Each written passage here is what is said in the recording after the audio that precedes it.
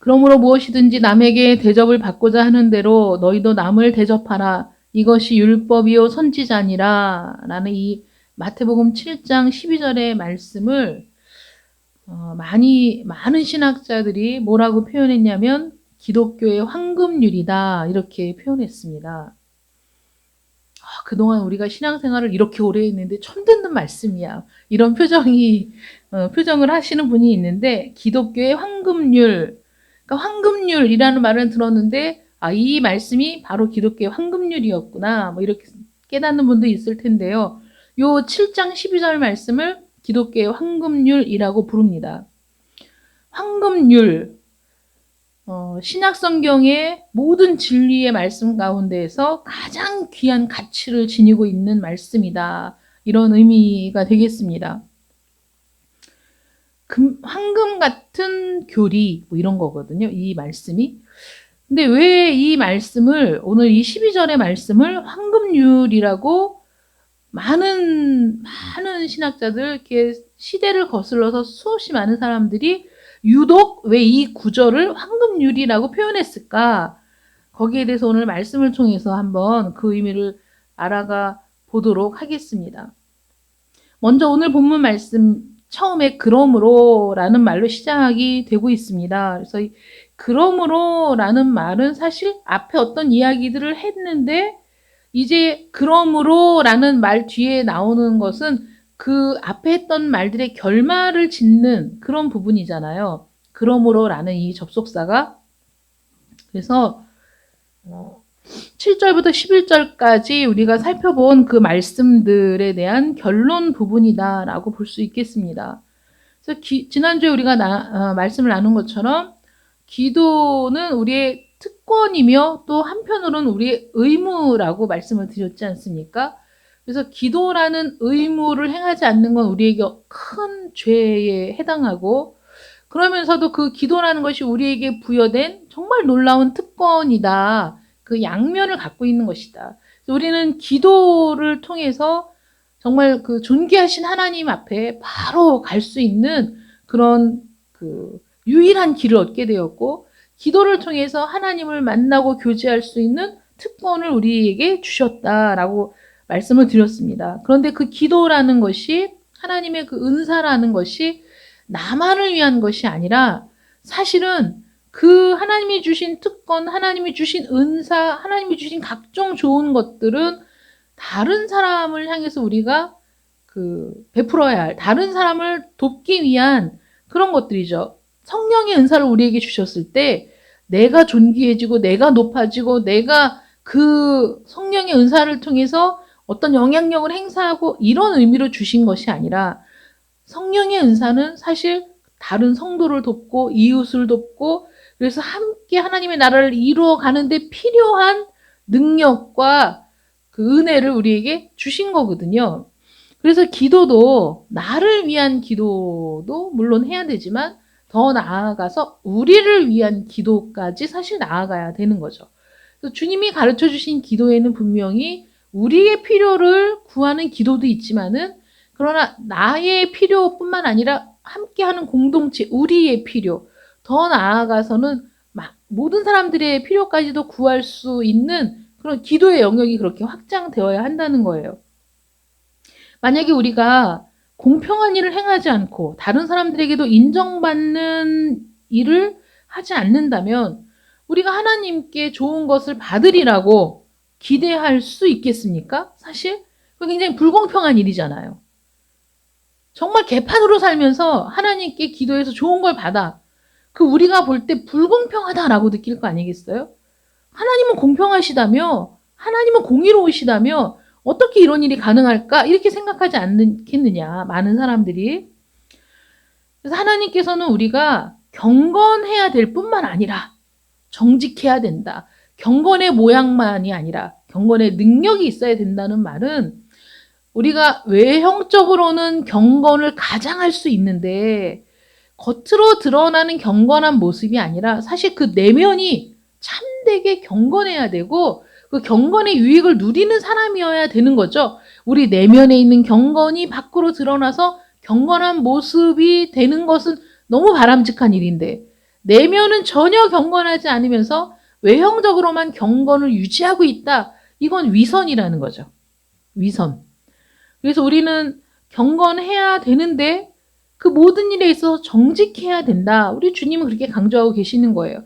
우리가 산상수훈의 말씀을 쭉 살펴보면서 주님이 말씀하신 건 사실 외적으로 드러나는 우리의 모습에 집중을 맞춘 게 아니라 그 모든 일들의 발단이 되는 우리의 내면을 성찰하게 하는 말씀이잖아요. 우리의 내면으로부터, 이 내면에 있는 탐욕으로부터, 내면에 있는 미움으로부터 살인이 일어나고 그 탐욕으로부터 다른 사람의 아내를 빼앗는 일이 일어나고 이 내면의 탐심과 이 탐욕과 분노와 시기가 해결되지 않는 이상 우리는 언제든지 그것으로부터 수없이 많은 죄악을 저지를 수 있는 사람들임을 깨닫게 되지 않습니까? 그래서 내 안에 이 정직함이, 내 안에 경건함이 채워지지 않는 이상 겉으로 드러난 경건한 모습은 사실 위선, 껍데기에 불과할 뿐이라는 것이죠. 우리가 다른 이들에게 어떻게 하든지 상관없이, 막말로 우리가 어떻게 살든지 상관없이 우리의 간구에 하나님이 응답을 하신다라고 기대할 수 있겠습니까? 불가능한 일이죠. 하나님께서는 우리가 경건한 그 모습에 맞춰서 진실하기를 요구하신다는 거예요. 우리가 어떤 행위를 할 때 거기에 반드시 진실이 담겨 있기를 원하신다. 그리고 이 땅에 살면서 우리가 시민으로서 지켜야 할 모든 의무도 양심적으로 이행하기를 원하신다. 우리는 하나님의 나라의 백성이면서 이 땅의 시민으로 살아가고 있어요. 내가 살아내야 하는 두 가지의 영역에서 모두 다 정직하고 신실하기를 원하신다는 거죠. 하물며 하늘에 계신 너희 아버지께서 구하는 자에게 좋은 것으로 주시지 않겠느냐. 그러므로 무엇이든지 남에게 대접을 받고자 하는 대로 너희도 남을 대접하라. 이 두 구절의 관련성이 뭐냐면 이 황금률을 실천하는 데 있어서 우리가 사람들로부터 또 하나님으로부터 어떤 대접을 받기를 원하는가를 생각해야 한다는 거죠. 하나님으로부터 대접받기를 기대하는 만큼, 하나님이 나에게 좋은 것을 주시기를 기대하는 만큼 우리도 이웃에게 베풀 수 있어야 된다는 거예요. 우리가 이웃에게 긍휼을 베풀지 않으면서 어떻게 하나님이 나에게 긍휼을 베풀어 주시기를 기대할 수 있겠습니까? 우리가 이기적으로 살아가면서 하나님께서 우리에게 관대하게 해주시기를 기대할 수 있겠습니까? 뿌린 대로 거둔다라는 말씀이 우리가 관대하게 뿌리든지 인색하게 뿌리든지 사실 뿌리는 대로 거두게 되는 거죠. 또 이 말씀은 하나님께서는 우리가 구할 때 좋은 것으로 주신다고 말씀하시잖아요. 우리가 구할 때 좋은 것을 주시기 때문에 우리도 우리의 힘이 미치는 범위 안에 있는 모든 그 사람들에게 선행을 베풀어야 돼요. 내가 할 수 있는 한 최선을 다해서 선행을 베풀어야 됩니다. 하나님께서 우리에게 관대하게 대하셨기 때문에 우리도 다른 사람들에게 관대하게 대해야 된다는 거죠. 여러분 생각해 보세요. 이 말씀이 남에게 대접을 받고자 하는 대로 너희도 남을 대접하라. 이렇게 말씀하실 때 다른 사람들이 우리를 대접하는 방법에 의해서 다른 사람들이 나를 어떻게 대접하는가에 따라서 나도 대접을 하겠다. 대접을 해야 된다. 이런 의미의 말씀이 아니라 하나님께서 우리를 대접하는 방법에 의해서 우리의 행동을 결정해야 된다. 여러분 우리가 하나님 앞에 얼마나 그 큰 죄인인가를 깨닫게 될 때 하나님의 은혜와 사랑이 정말 감당할 수 없을 정도로 놀라운 은혜와 사랑이라는 사실을 깨닫게 되잖아요. 다른 사람을 향한 용서도 그 마음으로부터 시작되는 거예요. 내가 얼마나 엄청난 죄인인가. 그런데 하나님이 나를 왜 이리도 사랑하시는가 라는 것을 깨닫게 되었을 때 그때 나에게 죄를 지은 사람들이 뭐 얼마나 대수야. 나는 사실 그것보다 더 엄청난 죄인인데도 불구하고 하나님이 값없이 용서하셨다. 라는 그 용서를 만났을 때 우리가 비로소 다른 사람을 용서할 수 있게 되는 거고 하나님의 그 사랑을 깨달은 사람만이 다른 사람을 진심으로 사랑할 수 있게 되는 겁니다. 그래서 하나님이 나를 어떻게 대접하셨는가? 내가 의인이라서 하나님이 나를 하나님의 자녀가 되게 하셨는가? 내가 그럴만해서 하나님이 나를 존귀하게 여기셨는가? 내가 그 정도의 인간이라서, 그 정도의 사람이라서 하나님이 나를 선택하셨던가? 아니라는 거죠. 선택할 만한 어떠한 것도 나에겐 있지 않은데도 불구하고 하나님이 먼저 사랑하셨고 나중까지 사랑하시고 하나님이 우리를 먼저 선택하셨고 먼저 불러주셨고 그 은혜를 생각하니까 이거는 우리는 전적으로 부패했고 전적으로 무능력한데 오직 하나님의 은혜로 우리를 불러내시고 구원하시고 자녀되게 하셨다는 그 놀라운 은혜 앞에서 하나님이 나에게 이렇게 은혜를 베푸셨는데 하나님이 나에게 이렇게 사랑을 베푸셨는데 나도 그런 사랑을 베푸는 것이 마땅하지 않느냐, 나도 그런 용서를 베푸는 것이 마땅하지 않느냐, 이런 차원에서 이 말씀을 하신 것이다. 남이 나에게 어떻게 하느냐에 따라서 나도 그 대응하는 방법을 바꾸는 거야. 나에게 잘하는 사람에게는 나도 잘하고 나에게 못하는 사람에게는 나도 못하고, 이거는 모든 사람이 할 수 있는 일이죠. 모든 사람이 그렇게 살고 있고 또. 근데 주님께서 산상수훈의 서두에 이런 말씀을 하셨죠. 너희 의가 서기관과 바리새인보다 더 낫지 않으면 너희가 혈탄코 천국에 들어갈 수 없다. 아버지 나라에 들어갈 수 없다. 이렇게 말씀하셨어요. 그 서기관과 바리새인들이 말하는 그 의보다 우리 주님이 말씀하신 의가 얼마나 수준이 높으냐, 이런 수준인 거예요. 남들이 너희에게 어떻게 하는지에 대해서 좌우되지 말고 너희가 하나님으로부터 어떤 대접을 받았는지를 생각하고 그대로 행하며 살아라. 너희도 그렇게 행하며 살아라 라고 요구하시는 거거든요. 그러니까 우리 그리스도의 표준은 너무 거룩하고 너무 높아서 정말 그 의를 바라보기에도 정말 현기증이 날 정도인 거예요. 내가 어떻게 그렇게 살 수 있을까라는 생각이 드는 거죠. 바리새인과 서기관들은 율법을 연구하는 사람이고 율법에 묻혀 사는 사람이고 입만 열면 율법을 얘기하는 사람들이었지만 그러나 결론적으로 그들은 율법과 선지자로부터 멀리 벗어나 있었던 사람들이라는 거예요. 그런데 우리는 또 이런 걱정을 하죠. 야, 우리가 하나님의 사랑을 가지고 하나님의 그 관대함을 가지고 다른 사람들에게 그렇게 행하며 살고자 할 때 이 믿지 않는 사람들이, 이 악한 사람들이 나의 이 관대함을 부당하게 이용해서 나에게 손해를 끼치면 어떡하지?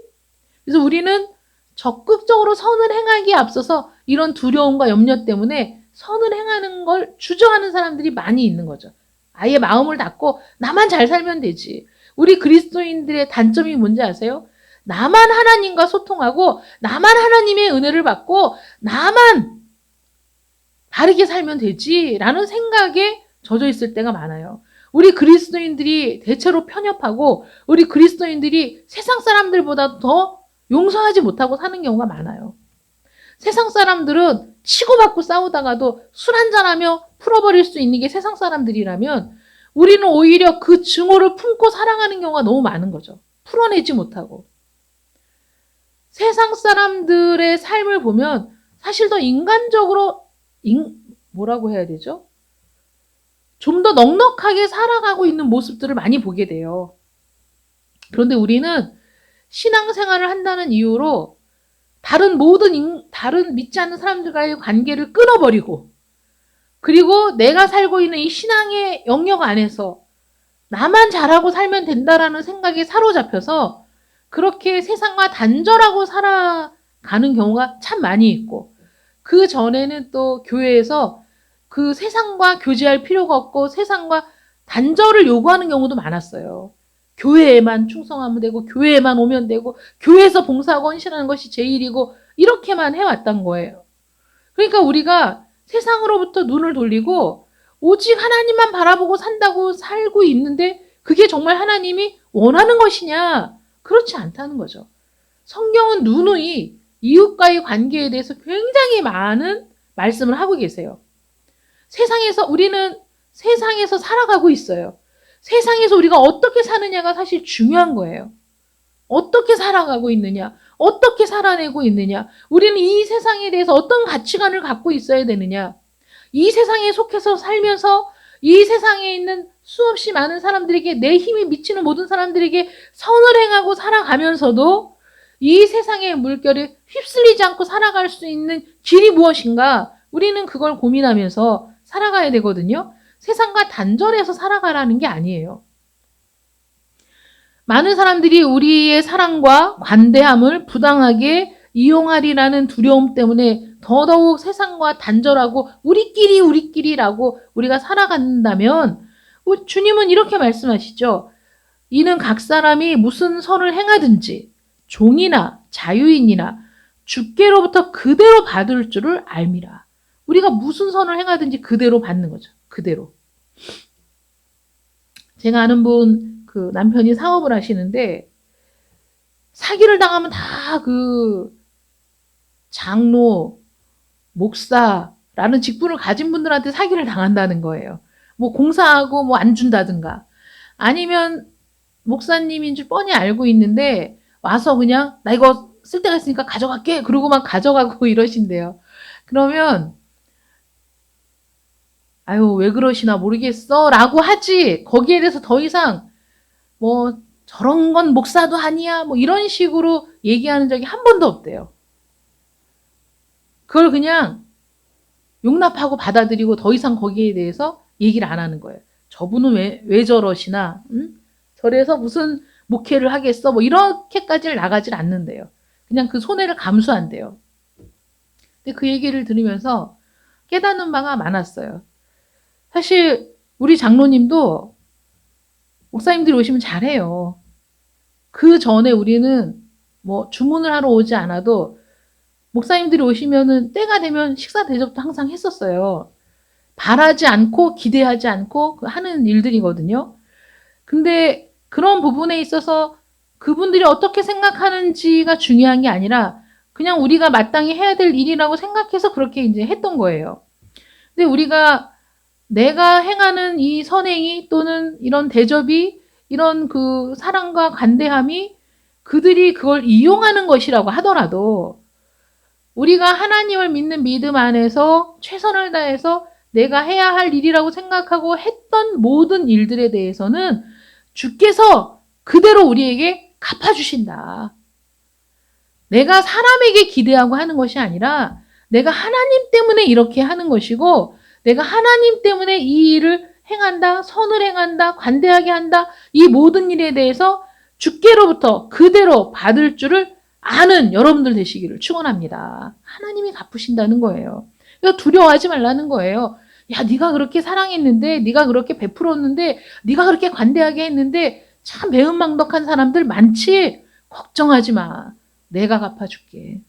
그러니까 어떻게 하라고요? 그래도 하라고요. 그래도 하라는 거예요. 내가 갚아줄게. 내가 책임져 줄게. 걱정하지 마. 너희는 할 수 있는 한 적극적으로 최선을 다해서 선을 행하라. 이렇게 말씀하시는 거죠. 그리고 선을 행하되 낙심하지 말지니 때가 이름에 거두리라. 우리에게 소망의 약속을 정말 많이 해주셨습니다. 그런데 무슨 선을 행하든지 우리 이웃에게 무엇이 선이 되는가를 고민할 필요가 있는 거죠. 어떤 것이 이웃에게 선이 되는가? 그 대답이 바로 오늘 말씀인 거예요. 무엇이든지 남에게 대접을 받고자 하는 대로 너희도 남을 대접해라. 우리가 그들의 위치에 있을 때 가장 좋다고 생각하는 것이 무엇인가를 생각하고 행해야 된다는 거예요. 이게 선이라는 거예요. 이게 의의 규칙인 거예요. 여러분. 우리가 정말 서럽고 그 가슴 아픈 일을 당할 때 뭐라고 얘기하죠? 내 입장이 돼봐. 이렇게 얘기하죠. 너도 내 입장이 돼봐. 그러면 나를 이해할 수 있을걸? 내가 왜 이렇게 고통스러워하는지 내 입장이 돼봐. 내 상황이 돼봐. 입장 바꿔 생각해봐. 우리 이런 말 많이 하잖아요. 정말 많은 사람들이 이 황금률이라는 건요. 모든 사람들의 마음에 이미 있는 거예요. 그래서 예수를 믿는 사람이든 믿지 않는 사람이든 뭐라고 얘기해요? 입장 바꿔 생각해봐. 정말 속 터지고 답답할 때 얘기하죠. 입장 좀 바꿔놓고 생각해봐. 그러니까 그 말은 뭐냐면 누구나 나의 입장을 상대방이 내 입장이 되어 생각해 주기를 바라는 마음이 누구에게나 있다는 거예요. 누구에게나. 그러니까 네가 정말 선을 행하고 싶어? 그 사람과 입장을 바꿔놓고 생각해서 그 사람에게 지금 필요한 게 무엇인지를 생각하고 행한다면 그게 바로 선이다. 이렇게 말씀하시는 거죠. 그게 바로 선이야. 너희 모든 사람들이 그렇게 선을 행할 때 종이나 자유인이나 주께로 그대로 받는다. 얼마나 놀라운 은혜예요. 그게 어렵죠. 그렇게 사는 것이. 우리 이기심이 없어야 돼요. 우리 안에 그러한 이기심이나 그런 죄악이 없어야지만 그게 가능한 일이에요. 우리 주님께서는 알고 믿는 차원이 아니라 더 나아가서 알고 믿고 그대로 행하는 데까지 나아가기를 원하고 계시다는 거죠. 그래서 하나님을 향해서뿐만 아니라 알고 믿는 하나님을 향한 믿음 그것뿐만 아니라 인간들을 향해서 행해야 하는 것까지 우리 주님이 가르치고 계시는 거예요. 이게 어떤 거죠? 하나님을 향해서 하는 것 첫 번째 돌판이죠. 10계명이 두 돌판으로 이루어져 있어요. 첫 번째 돌판은 하나님을 향한 그 율법이에요. 두 번째 돌판은 사람들을 향한 율법이죠. 그래서 첫 번째 돌판, 하나님을 향해서 우리가 해야 될 일들도 있지만 두 번째 돌판, 인간들을 향해서 행해야 하는 것. 그래서 우리와 관계를 맺고 있는 모든 사람들을 향해서 행해야 할 것을 가르치고 계신다, 지금. 주님께서. 만약에 우리가 다른 사람들에게 마귀와 같이 행한다면, 악하게 행한다면, 그렇게 하고서 하나님 앞에 와가지고 천사의 말로 기도한다고 해도 그게 무슨 소용이 있느냐. 정말 여러분 생각해 보세요. 하나님이 들으시겠어요? 나가서 다른 사람들에게 정말 마귀와 같은 짓을 하면서 와서는 하나님 앞에 거룩하고 경건한 모습으로 기도해. 하나님이 들으시겠냐고. 정말 그게 공의입니까? 그게 공평입니까? 아닌 거죠.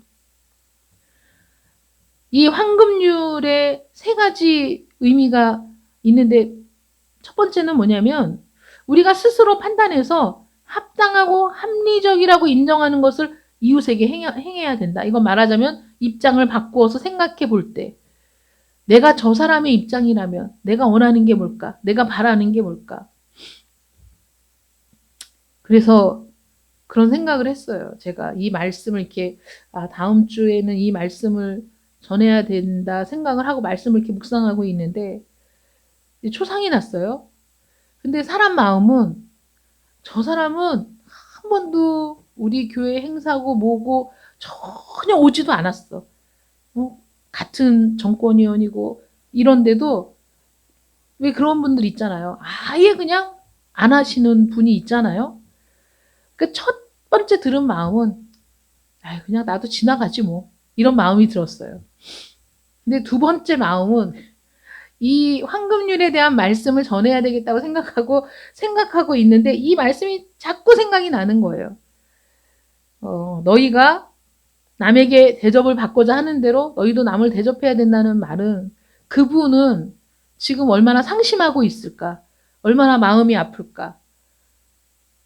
그분에겐 지금 위로가 필요한데 어떻게 위로를 해줘야 될까를 생각하게 하시더라고요. 그래서 하나님의 말씀을 생각하고 그 방향이 그런 쪽으로 바꾸어지니까 그분에 대한 긍휼의 마음이 생기고 내가 받고 안 받고의 차원을 떠나서 그분에게 가장 필요한 위로를 해 주어야 되겠다는 마음이 드는 거예요. 그래서 제가 이제 만나가지고 안아주고 얼마나 마음이 아프시냐고 얼마나 상심이 되시냐고 이제 말씀을 드리고 또 이제 봉투도 쥐어주고 이렇게 했어요. 근데 그걸 보면서 정말 우리는 나의 이기심대로 생활을 하면 우리는 남이 나에게 행한 대로만 그대로 하는 삶에서 벗어날 수가 없어요.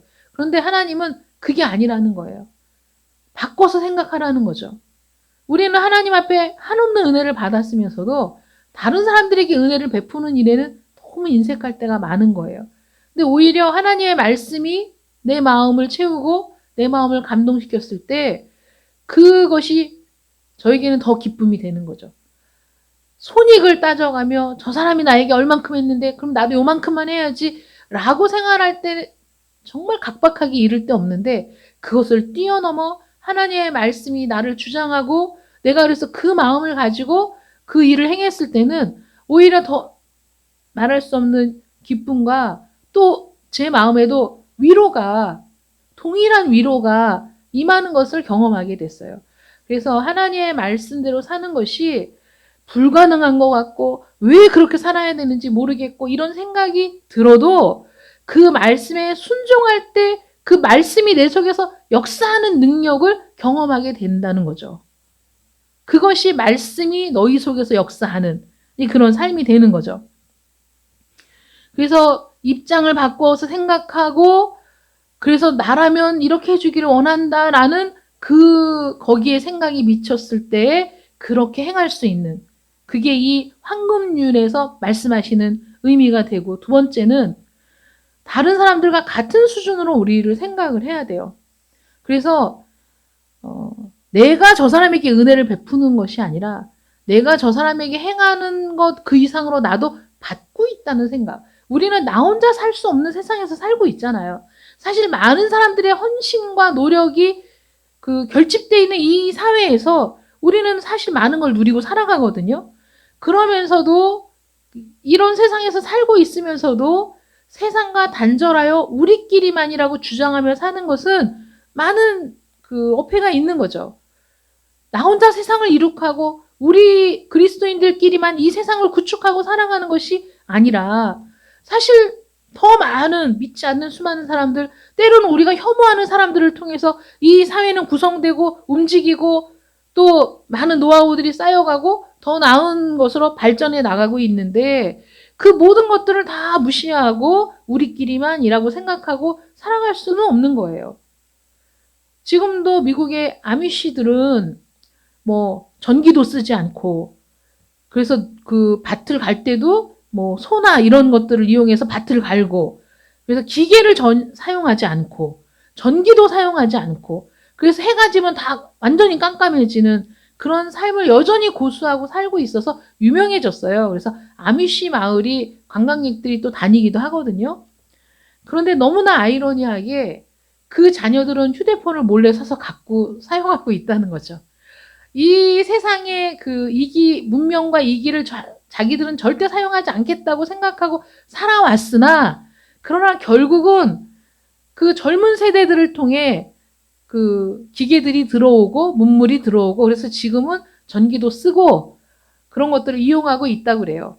그래서 우리만 전통을 고수하고 우리만 그 세상과 벗어나서 우리끼리만 산다라고 하는 것들이 결국은 나중에는 이 세상에서 축적되고 쌓여진 것들을 받아들이고 자기네들도 그 문명의 이기를 사용하는 날들이 오게 되잖아요.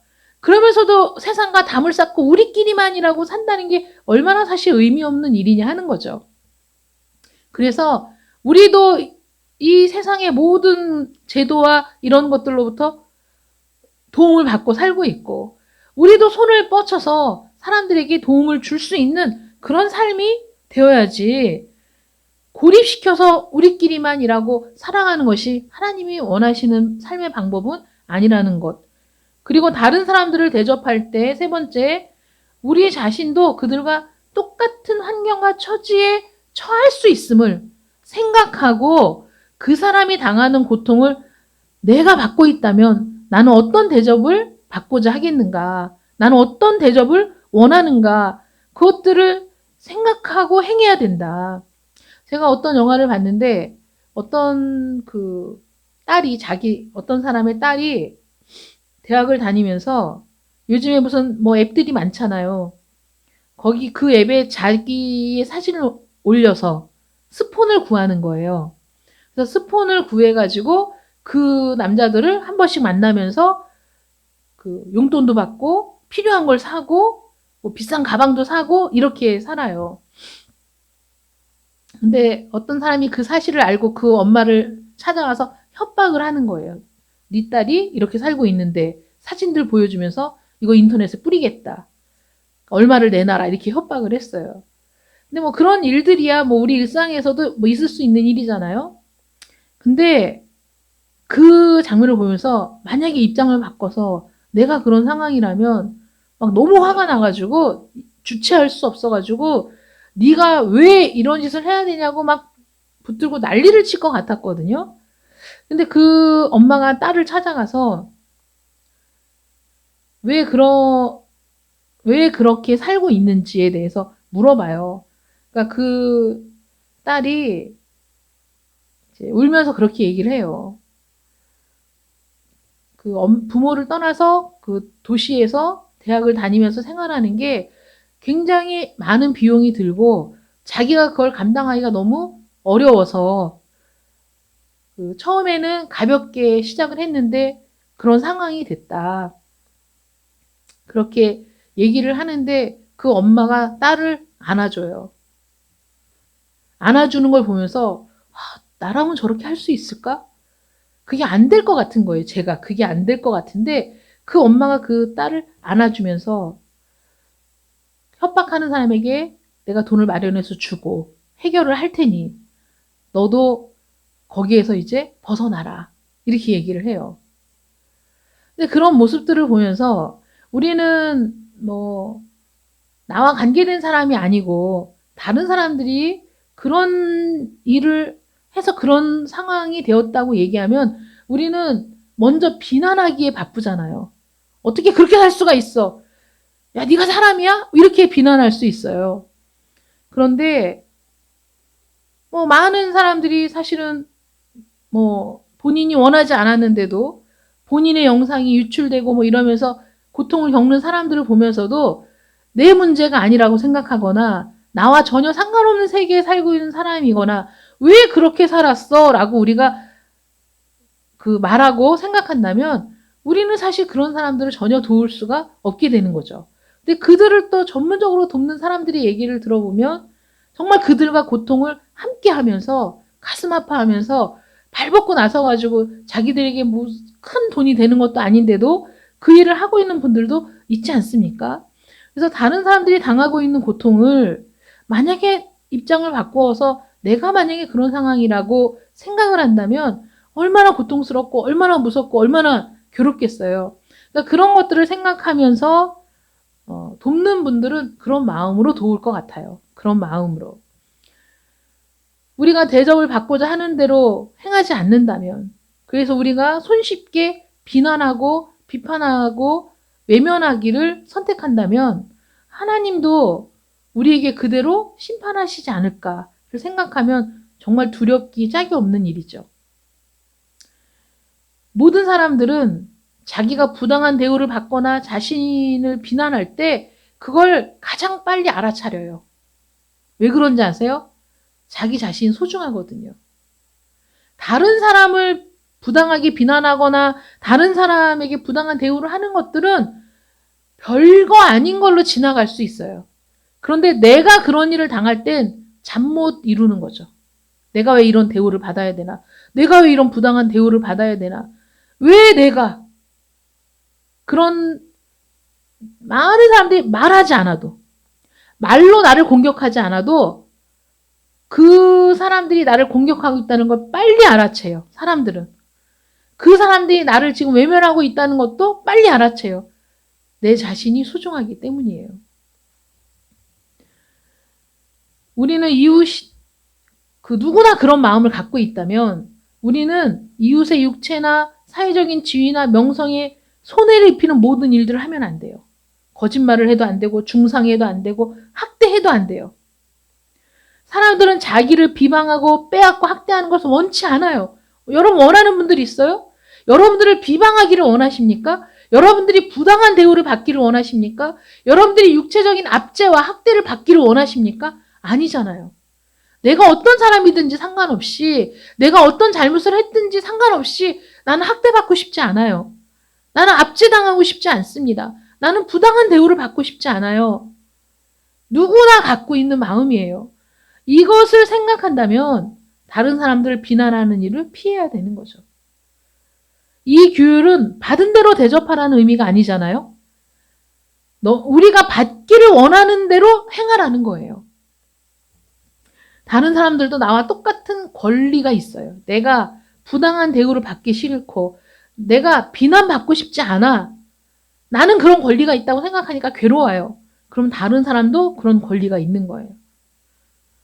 이런 생각을 하고 있다면 부정직한 상술이나 이기적이고 난폭한 상업주, 그래서 고용인들을 괴롭히는 상업주 또는 고리대금업자 또는 정서적으로 학대하는 일이나 이런 일들이 있을 수가 없는 거죠.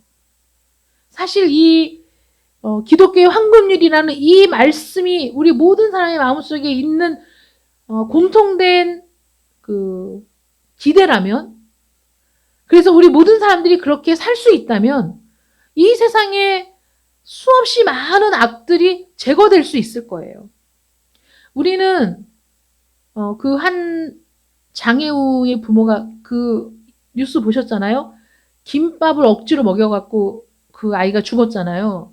그런데 입장을 바꿔놓고 생각해 보세요. 내가 부모라면 내 아이가 그런 대우를 받기 원하지 않을 거예요. 비록 내 아이가 장애우고 자폐가 있어서 많은 사람을 힘들게 하는 아이일지라도 내 아이를 그런 시설로 보냈을 때에는 내 아이가 정당한 권리를 누리기를 원하고 또 정당한 보호를 받기를 원했을 거예요. 거기에서 종사하는 사람들이 입장을 바꿔놓고 그 부모의 마음을 헤아린다면 또는 그 아이의 마음을 헤아렸다면 그렇게 하지 않았을 거라는 거죠. 많은 사람들이 나는 그런 대우를 받고 싶지 않아요 라고 생각하면서 다른 사람에게는 가차없이 그렇게 행하는 사람들이 많이 있는 거예요.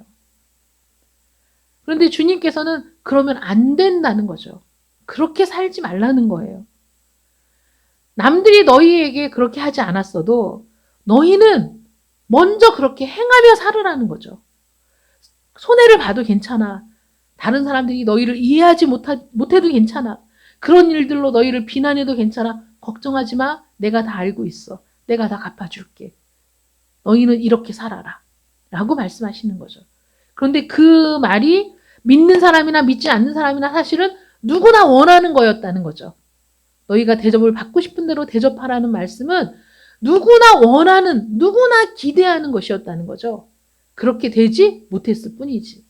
그래서 이 말씀은, 이 규율은 베푸는 데에서만이 아니라 용서하는 일에도 똑같이 적용이 되는 거예요. 왜냐하면 우리는 이 세상에 사는 동안에 분명히 허물과 범죄가 있어요. 우리는 온전히 살고 싶으나 온전히 살지 못할 때도 많고요. 솔직히 내가 하는 모든 말과 모든 생각이 영화처럼 스크린에 쫙 나온다면 얼굴을 못 들을 거예요. 우리는 그런 존재예요. 나도 용서가 필요한 사람이라는 사실. 나도 하나님 앞에 말할 수 없는 용서가 필요하다는 사실을 깨닫게 됐을 때 다른 사람에게도 용서가 필요하다는 사실을 알게 되죠. 용서하게 되는 거예요. 그래서 그리스도의 사랑으로 무조건 용서하게 되는 거죠. 그러니까 주님께서 용서하라고 말씀하시는 거예요. 내가 너희를 용서한 것 같이 너희도 용서하라. 서로 용서해라. 서로 사랑해라. 이렇게 말씀하시죠. 만약에 다른 사람들이 우리에게 흠없이 완전하기를 요구한다면 여러분 어떨 것 같아요? 야, 흠이 없어야지. 완전해야지. 완벽해야지. 무슨 일을 그따위로 하고 있어? 라고 얘기한다면 우리는 아마 속에서 엄청난 분노가 솟구쳐 오를 거예요. 야, 내가 사람인데 어떻게 한치의 오차도 없이 조그만 실수도 없이 완벽하게 할 수 있는가? 불가능하다고 생각하잖아요. 흠없이 완벽하기가 불가능해요. 다른 사람이 나에게 그런 걸 요구한다면 우리는 분노 게이지 상승해서 아마 정말 다른 사람을 붙들고 내가 미쳐버리겠어 막 이렇게 한탄을 할지 모르겠어요. 그런데 나는 그런데 다른 사람에게는 그렇게 정확한 잣대를 가지고 재는 거지. 이거 이렇게 하면 안 되는데, 이렇게 하면 안 되는데, 아 이거 왜 일을 저렇게 하지? 이러면서 비난을 하는 우리 모습을 보는 거죠. 그래서 다른 사람들이 우리에게 흠없는 완전함을 요구하는 일에 대해서 우리가 분노한다면 다른 사람들에게 흠없이 완전하기를 요구하면 안 되는 거죠. 실수할 수 있다고 너그럽게 생각해 줘야 돼요. 만약에 내가 어떤 실수를 했는데 내 동료들이 아이 그럴 수 있지. 야 나도 그랬어. 그리고 사랑으로 덮어주면 얼마나 고맙겠어요. 내가 다른 사람에게도 그렇게 할 수 있어야 되는 거죠. 실수할 수 있다고. 우리도 똑같이 실수한다고. 전도서 7장 21절 22절에 이런 말씀이 있습니다. 또한 사람들이 하는 모든 말에 내 마음을 두지 말라. 그리하면 내 종이 너를 저주하는 것을 듣지 아니하리라. 여러분 이해가 되시죠? 다른 사람이 나에 대해서 뭐라고 얘기하나 막 신경 곤두세우지 말라는 거예요. 네가 신경을 곤두세우지 않으면 네 밑에서 종으로 일하는 자들이 너를 저주하는 소리를 듣지 않게 될 것이다. 들으면 기분 나쁘죠, 사람은? 그런데 그 뒤에 이런 말씀이 있어요. 너도 가끔 사람을 저주하였다는 것을 내 마음도 알고 있느니라. 너도 그랬잖아. 너도 그랬잖아. 아이 뭐 안 보면 대통령도 욕하는데 안 보이면 다른 사람 비난하고 욕하잖아, 너희도. 그러니까 똑같다는 거죠. 내 밑에서 부리는 이들이 너를 저주하는 소리 귀담아 들으려고 애쓰지 마. 그러려니 해. 너도 그러잖아. 이 말 앞에서 우리는 사실 할 말이 없어요. 나도 그렇게 살아왔거든요. 우리가 다른 사람의 권리를 빼앗으면 우리는 부당한 사람이 되는 거죠. 누군가가 나의 권리를 빼앗는다면 그 사람이 부당한 거예요. 그래서 그런 부당한 경험을 한 사람이 자기도 똑같이 그런 부당한 일을 행하면 이건 죄가 더 큰 거죠.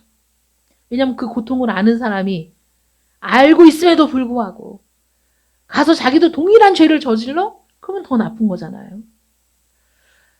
이 규율은 고통을 겪는 자가 동일한 고통을 겪는 자에게 이 말씀대로 살지 않으면 그건 하나님께서 더 큰 악이라고 본다.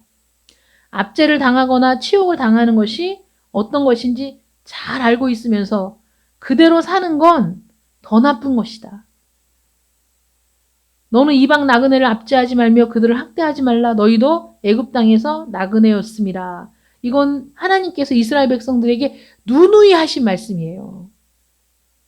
너희도 압제를 당해봤잖아. 너희도 노예로 살아봤잖아. 너희도 남의 땅에서 살아봤잖아. 그게 얼마나 고통스러운지 너희도 알고 있잖아. 그러니까 너희 땅에 있는 이방인들을 압제하지 말아라. 너희 땅을 지나는 나그네들에게 잘 대우해라. 이렇게 말씀하시거든요. 우리 하나님은 공평하신 하나님이에요. 그래서 이 말씀을 하신 다음에 우리 주님이 이것이 바로 율법이요 선지자다 이렇게 말씀하시거든요. 이게 무슨 얘기냐면 주님이 하신 이 말씀이 너희가 대접을 받고자 하는 대로 너도 남을 대접해라. 이 말씀이 정말 이때까지는 그런 말씀이 전혀 없었는데 우리 주님이 갑자기 딱 하신 말씀이 아니라는 거예요. 이미 선지자를 통해 율법을 통해 이미 구약에 수도 없이 되풀이된 말씀이라는 거죠. 수없이 되풀이된 말씀이에요. 사람과의 교제와 관계가 있는 모든 가르침들을 다 모아보면 결국 하나로 축약할 수 있어요. 무슨 말입니까? 무엇이든지 남에게 대접을 받고자 하는 대로 너희도 남을 대접하라. 이 말로 축약할 수 있다는 거예요. 모든 인간관계에 있어서 하나님의 율법을 딱 쥐어짜서 엑기스를 만든다면 어떤 말로 표현할 수 있느냐? 바로 마태복음 7장 12절 말씀으로 축약할 수 있다. 그러니 어떤 거예요? 더 나아가서는 두 번째 돌판의 축약인 거죠. 두 번째 돌판의 축약. 그러니까 황금률이라고 부를만 하지 않겠습니까? 이 한 절의 말씀에 두 번째 돌판의 말씀이 축약되어 있어요. 우리 하나님께서 이스라엘 백성들에게 너는 이방 나그네를 압제하지 말며 그들을 학대하지 말라. 너희도 애굽 땅에서 나그네였었다. 너희도 그 애굽 땅에서 압제를 당하지 않았느냐. 라는 수없이 많은 말씀들이 결국은 무슨 말씀이냐? 너희가 무엇이든지 남에게 대접을 받고자 하는 대로 너희도 남을 대접하라. 라는 말씀에 축약되어 있다. 그러므로 이 말씀이 생소한 얘기가 아니라 지금 하는 얘기가 아니라 이미 하나님께서 구약의 이스라엘 백성들에게 수없이 가르치시고 말씀하신 율법이요 선지자다. 이렇게 말씀하실 수 있는 거죠. 그러므로 율법을 버리고 복음을 선택한다는 건 어리석은 말이라는 거예요. 구약의 율법이 사람들이 율법주의로 만들어서 그렇지 그 율법에는 하나님의 사랑이, 하나님의 용서가, 하나님의 은혜가 다른 사람들에게 어떻게 행하고 베풀어야 하는지에 대한 모든 따뜻한 의미들이 다 담겨 있는 거예요. 율법의 말씀에. 그 율법과 복음은 상반되지 않아요. 율법은 복음을 굳게 하고 복음은 율법을 굳게 하는 거예요. 서로 함께 있을 때 그 효과가 더 놀랍게 커지는 것이죠. 우리 주님께서 율법과 선지자의 가르침, 그 권위를 들어서 지금 말씀하시고 있어요. 그럼 예수님 말씀이 더 중요한 거 아니야? 라고 얘기할 수 있지만 우리 그리스도와 율법과 선지자가 동등한 권위를 갖고 있어요. 말씀에 있어서는. 왜냐하면 그 선지자들도 진리를 확신했어요. 여러분 구약을 읽어보면 선지자들은 하나님이 주신 말씀 외에는 전하지 않았어요. 하나님의 말씀만 전했어요. 우리 주님도 아버지께로부터 받은 바 말씀만 전한 거예요. 동일해요. 그러니까 선지자는 사람이지만 하나님으로부터 받은 말씀만 전했기 때문에 우리 주님이 그 선지자들의 기록을 권위 있게 세우고 그 권위를 빌어서 또 말씀을 가르치고 계시거든요. 그러니까 선지자들의 그 말씀도 진리에 기반하고 있다. 진리의 말씀만 전했다라는 점에서 동등한 권위가 있다는 거죠. 그리고 선지자들의 그 말씀은 사람들을 회개케 하는 말씀이었어요. 양심을 자극해서 회개하고 하나님께 돌아오게 하는 말씀이었는데 그리스도도 마찬가지죠. 다른 점이 있다면 선지자들은 거룩하게 하나님의 진리의 말씀을 받아 전하는 사람이었고 그리스도는 성육신하신 하나님이라는 사실이 다르죠. 그래서 우리가 그리스도의 말씀에 더 주님께서 직접 하신 말씀에 더 권위를 둬야 되는데 우리 주님께서도 어디에 당신의 말씀에 권위를 두었느냐? 율법과 선지자들의 말씀의 권위를 가지고 주님께서 전하시는 말씀의 권위를 세우셨다는 거. 그렇잖아요. 우리 주님은 항상 구약에 있는 말씀, 모세와 선지자들의 그 권위를 빌어서 당신이 하는 그 말씀이 그 모세와 선지자들의 말씀과 다르지 않다는 것을 늘 강조하셨고 그래서 하나님이 그들을 통해 주신 말씀의 권위가 동일하다는 것을 늘 말씀하신 거예요. 그래서 그 율법과 선지자라는 그 말씀은 주님이 지금 이 하신 말씀이 하나님께서 늘상 말씀하셨던 모세의 율법에 기록되고 선지자들의 글에 기록된 그 말씀이라고 지금 권위를 세우시는 거거든요. 그러니까 여러분, 우리가 이 말씀을 통해서 그리스도의 황금률이라는 이 말씀을 통해서 구약에서도 신약에서도 분명하게 이웃에 대해서 선한 일을 하는 것이 절대적으로 필요한 의무라는 사실을 잊으시면 안 된다는 거죠. 이웃에게 해가 되는 것은 구약에서도 철저하게 금했던 일입니다. 원수를 갚지 말며 동포를 원망하지 말며 내 이웃 사랑하기를 내 자신과 같이 사랑하라. 나는 여호와니라. 내가 만일 내 원수의 길 잃은 소나 나귀를 보거든 반드시 그 사람에게 돌릴지며 내가 만일 너를 미워하는 자의 나귀가 짐을 싣고 엎드러짐을 보거든 그것을 버려두지 말고 그것을 도와 그 짐을 부릴지니라. 너희는 다른 사람들이 너희에게 행하기를 바라는 대로 그들에게 행하라! 라는 원리를 분명히 선언하신 거거든요. 신명기 15장 7절 8절에 보면 내 하나님 여호와께서 내게 주신 땅 어느 성읍에서든지 가난한 형제가 너와 함께 거주하거든 그 가난한 형제에게 내 마음을 완악하게 하지 말며 내 손을 움켜쥐지 말고 반드시 내 손을 그에게 펴서 그에게 필요한 대로 쓸 것을 넉넉히 꾸어주라. 잠언 24장 7절에 보면 내 원수가 넘어질 때에 즐거워하지 말며 그가 엎드러질 때에 마음에 기뻐하지 말라. 너무나 많은 말씀들을 통해서 우리 하나님께서는 이웃을 내 몸같이 사랑하라는 너무나 위대한 원리를 우리에게 말씀하고 계십니다. 그래서 모든 인간관계에 있어서 우리가 행해야 될 규율, 구약이나 신약이나 변함없이 우리가 다른 사람들에게 어떻게 행해야 되는지를 말씀하시는 모든 말씀의 엑기스, 우리가 그리스도인으로서 어떻게 살아야 하는지에 대한 가장 간결한 요약, 그게 마태복음 7장 12절의 말씀이라는 것 여러분 기억하셔서 남에게 대접을 받고 싶은 대로 남을 대접하는 여러분들, 하나님께 내가 어떤 대접을 받기를 원하는가를 생각하며 다른 사람에게도 동일하게 행할 수 있는 여러분들, 내가 남에게 대접을 받고 싶은 마음, 입장받고 생각하여 나라면 이렇게 해주기를 원한다는 것을 깨달을 때마다 그대로 남에게 행할 수 있는 여러분들 되시기를 축원합니다. 기도하겠습니다. 사랑의 하나님 감사합니다.